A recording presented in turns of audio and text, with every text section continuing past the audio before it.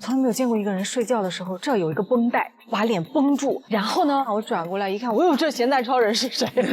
别人让我偷拍你，我是绝对不能做这种事情的。你怎么那么快就已经把我出卖了？有机会我能跟梦玲我们可以演一个三角关系。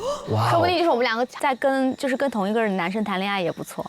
可以。然后对手完了以后，发现我们俩还挺搭，我们俩一起手撕渣男。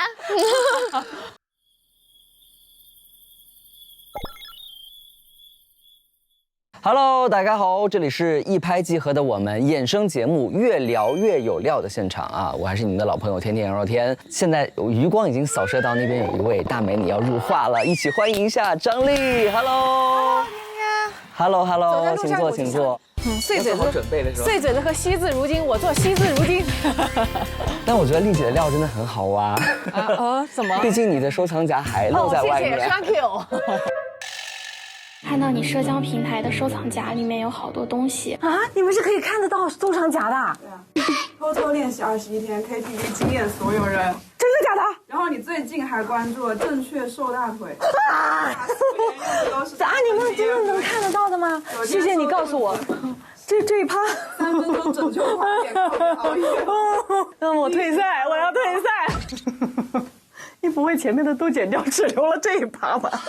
为什么都已经被提醒了，还在外面？因为我们打赌，在4公的时候，就是我们我跟王子璇还在一组，没有分开的话，我们就继续。对，我就是对，一直都不关闭收藏夹。不过特别好，其实就关注到你，其实平时比较留意的一些部分啊，是吗？我最近很注意啊，没什么美食啦，对，能被别人看到的，我才会关注，就已经有一些那个保护欲在里面了。对，求生欲很强，你知道。说回到我们这个新节目啊，这2天什么样的感受？好忙碌，每天就是以前都没觉得说撒墨这个拍档这么重要，现在就一直在看他跟我也挺搭的，他跟我也挺搭的，我连我的室友我都觉得他跟我也挺搭的。哎，说到室友，就梦玲，你们2个之前有见过吗？就是他是我收藏夹的网友，对，收藏夹里面见过。对，我们相互有聊过，但是没有见过面的网友。然后那天在电影院是我们第一次见。那当时是怎么样机缘巧合让你们俩成为室友了？因为不知道其他姐姐都什么姐姐，不知道其他的朋友们都有谁。然后他就说，那我们要不要住一起？如果合宿的话，我说好啊好啊。然后后来又知道阿娇也在，结果呢，我们就说，要不然我们就3个人住一起吧，一块儿更热闹一些。对，就很有意思，我们3个人。上一次在生活中跟别人一起合租或者说同住是什么时候？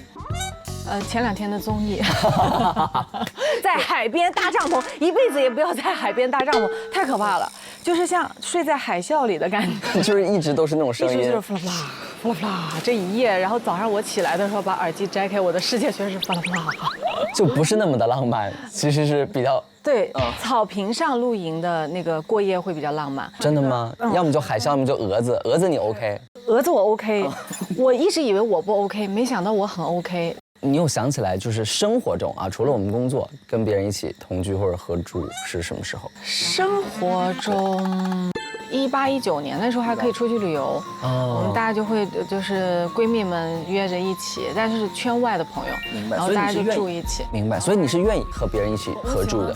就是只要这个室友他不打呼的情况下，我都觉得特别美好。所以梦玲是 OK 的吧？他安静的像一片树叶。他的点不在于这个，他是睡觉有点吓人。有点吓人，怎么说？从来没有见过一个人睡觉的时候，这儿有一个绷带，全部把脸绷住，绷完了他本来脸就很小，然后就变成这么小。然后呢，他戴了一个那个眼罩，这个眼罩是凸起的，就是这样的。然后早上就阿娇在那儿看手机吧，我说有点亮，我转过来一看，这咸蛋超人是谁？就是可能我昨天睡得早，我就不知道，我今天想说，为什么要把自己打扮成这样？然后他就说：“姐，我消肿。”这样，丽姐给你一个小任务，就是帮我们偷拍一张。我怕我腿都被他打折，不敢。好的，小声一点，小声一点。我可以这样，就是在他睡觉之前，我偷偷的把那个我们的监控露出一个角，然后你们就用那个机器这样，甩，把毛巾甩下来。可以。今天我们录制的当天刚好是高考，对吧？能回忆一下自己学生时代对于表演这个事情，当时是什么样的一个想法？我以前就是那种戏精出生，从小就是啊。小时候呢，我看电影啊，看电视剧啊，就看那些剧的时候，我自己也会跟着演一遍啊。所以后来我就考试，我就觉得，哎，是不是可以稍微去学习一下，试一试？然后结果就考上了。考上了以后，我就觉得，哎，这条路应该很好走。结果发现不是。对呀。因为开始你机会不多嘛，可能就都是跟你自己外形相似的角色。然后等到你要塑造的时候，你发现好像你的阅历不够丰富，你可能那个时候你有好多东西是没准备好的。在中间有没有遇到过某一些特别崩溃的瞬间，让你别人给你的东西你接不住？我其实挺慕强的，我自己也很好强，就是你不行你又不想跟别人说，你就生扛那种的。那时候沟通能力也没有那么强，接不住，也不知道为什么接不住对方的戏，那会很有压力，其实非常有压力，有压力到。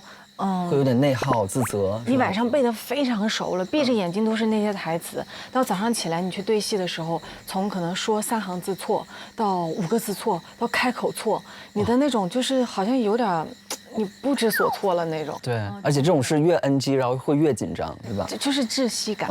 我后来拍完有一部戏，我就觉得，哎，我得缓一缓，我好像得到处去旅游，然后去更接近生活一点，去感受这个事情，吸取一些能量。对，然后那个阶段就有几年的时间是没怎么太拍戏的，因为觉得表演这东西好像大家都说窗户纸哈，你觉得怎么这窗户纸这么厚，捅不破，就不知道怎么那个悟性啊，或者是什么天才型的表演，那个都跟我没关系。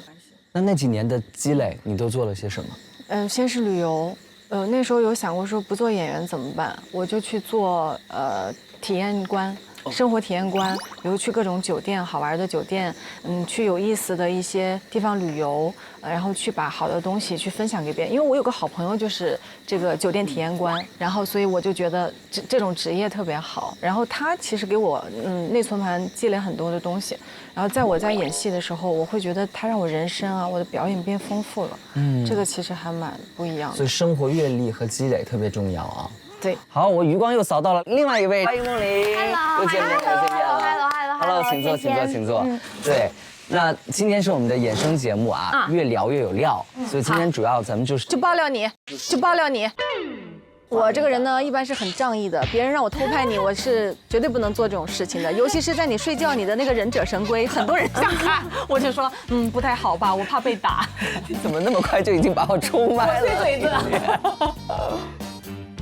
来分享一下两位同居的生活是什么样的？经过这几天，就是睡得很好。我觉得可能是因为姐姐在旁边很安心。所以你要跟别人合住，这个事情会对你造成一点点压力或障碍吗？一点都不会，一点都不会。因为我跟他之前就认识了，然后之前有人透露就说丽姐会来，但你也不知道你会跟他住一间啊。但是我觉得至少他在的话，那有一个安全感在啊。OK。那个合宿生活，分享一件你们觉得印象最深刻的事情。您说？我很喜欢丽姐的一些片段，都是很可爱的，然后大大咧咧的那种性格，但她其实很细腻。又来了，她很会照顾人。好，不说了，矫情的话收。好，丽姐来。说，我今天下午被他弄哭了，然后他也哭，我也在哭。我说我们的哭点好低，我们的哭点是什么？然后说我们为什么哭，就很好笑。昨天因为就是我跟那个施柏宇老师没有合作上嘛，然后他昨天就一个小细节，就是摸摸我的腿，就这样子。谢谢大家，谢谢，谢谢大家。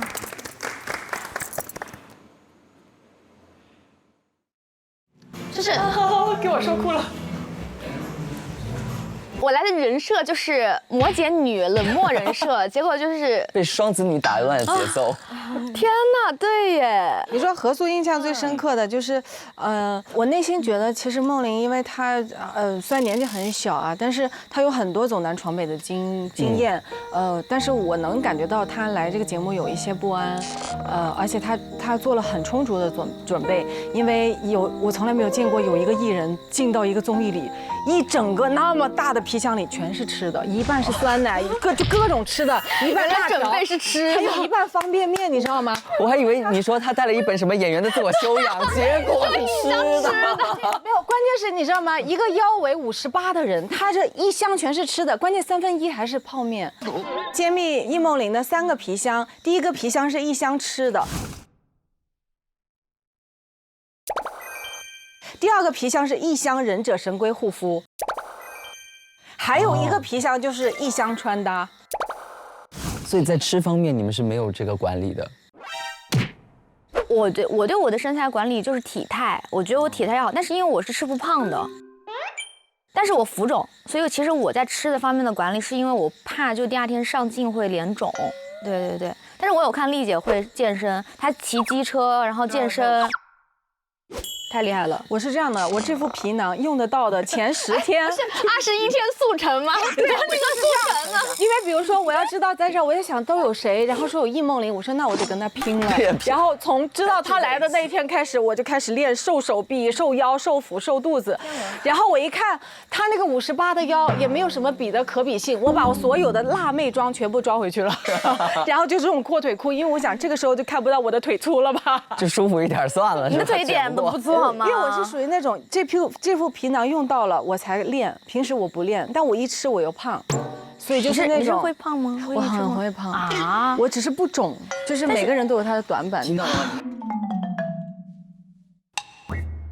所以你们夜聊会聊什么东西？说别人坏话。对，就爱扒别人。那个时候会把那个摄像机掐掉，对不对？掐掉，然后我们会给那个话筒拔出来，然后灌你那个水。一定要把那个电池拔出来才行，把线拔出来，我就害怕就是它有续航功能，一定要把电池取出来。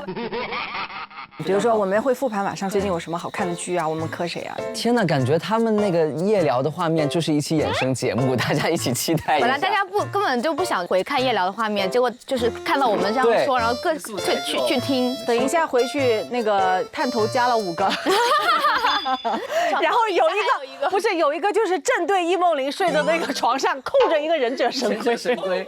对，那说一说今天你们都去做什么了？分享一下。等待某人。他怎么了呢？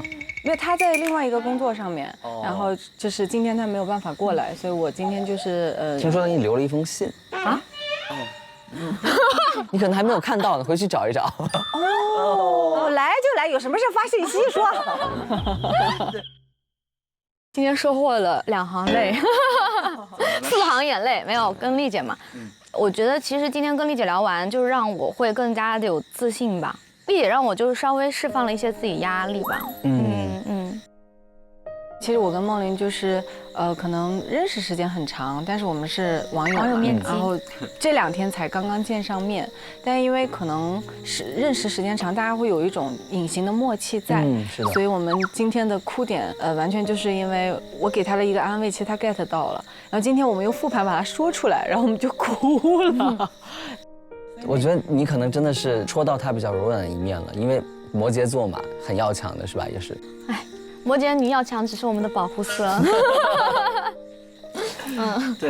他很柔软的一个人，很细，他的心很细，而且就是他很好相处，就对每个人都很 nice。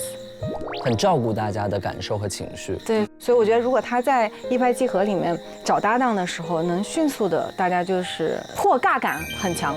是的，是的。那刚聊到这个搭档这个词儿啊，2位对接下来工作上的搭档会有什么样的想法吗？你先说。丽姐，对。我理想型的工作搭档啊，默契不需要花时间来培养，有些人没有默契，你花很多时间也培养不来的。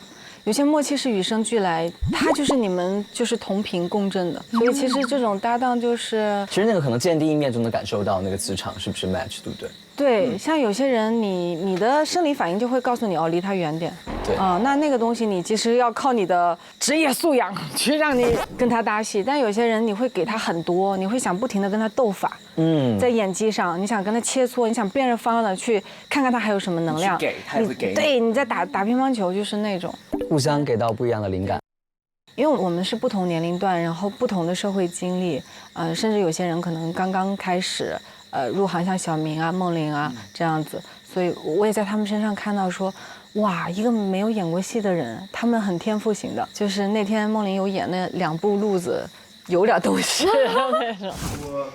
你是想说我误会你了，所以你跟我。那就是不可能。我特别喜欢那个梦玲那个卡那个词儿走那个步，一点点逼近那个节奏。就保持一个非常开放、很好奇的一个心态。对，因为我们是有机会坐在那边去看每一个人的表演，那你心里就会有一个预期，你会去假设说，哎，我跟他搭的时候会擦出什么样的火花，你会去想象这个东西。因为我是没有演过嘛，就是我还是希望能够沟通为主吧，就不要有憋着。就假如说你要是不开心，或者你要觉得这一句你不舒服，你想告诉我你想怎么样去搭都可以，就是及时调整嘛。那其实说到这个演戏，对新人演员来说，有2个戏种是感觉比较难的。我觉得他们俩是一种东西。你在看一山老师的，他会把这个人物的前身后始想得很明白、很透彻。等你想清楚了，你这条人物线，你这个人物是一个什么样的人之后，你就去揣摩这个人物，把它注入到你的身体里面，然后带着这个灵魂活在那个片场。其实你发生的一切都是对的。就像比如我昨天跟小明演的时候，姐姐，我什么时候才能转正啊？看你表现吧。包括前天我跟杨安演的时候，后悔什么呀？后悔没有早点向你表白。他们都很有信念感，所以你有信念感的时候，你觉得这个东西，它就很成立。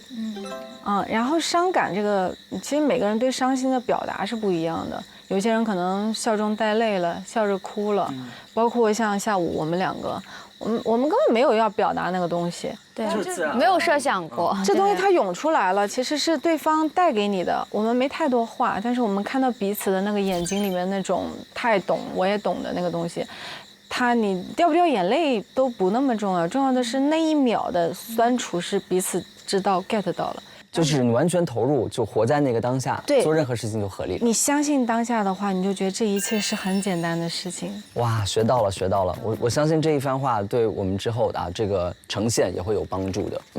我其实很想就是说有机会我能跟梦玲我们可以演一个3角关系，或者哪怕就是说我们2个演一个对立关系的这种。哇，说不定就是我们2个好姐妹，然后才发现原来我们在跟同一个人男生谈恋爱也不错。可以记下来，导演。对手完了以后发现我们俩还挺搭，我们俩一起手撕渣男。可以，这个桥段很好。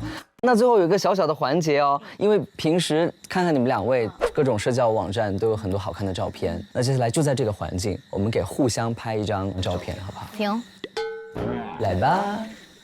这里好不好？我跟你讲，现在2米。我跟你讲啊，你看这个多高，是不是很高？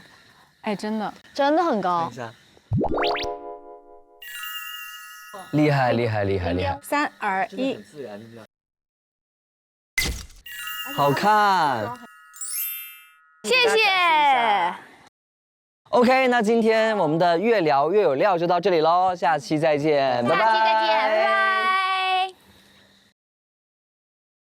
采访一下啊，主持人你好。对，你好皮啊！要不咱俩换一下，你来代班吧。可以啊，大家好，我是张丽，欢迎来到延伸节目《越聊越有料》。我刚刚介绍你社恐，哎，你好像一点也不。对不起，那我再来一次。老师你好。接下来呢是拍一下搭档。你这个主持人怎么做的？我没做过主持人。影视剧类型。你都不说呀？你说呀？你倒是。快结束吧。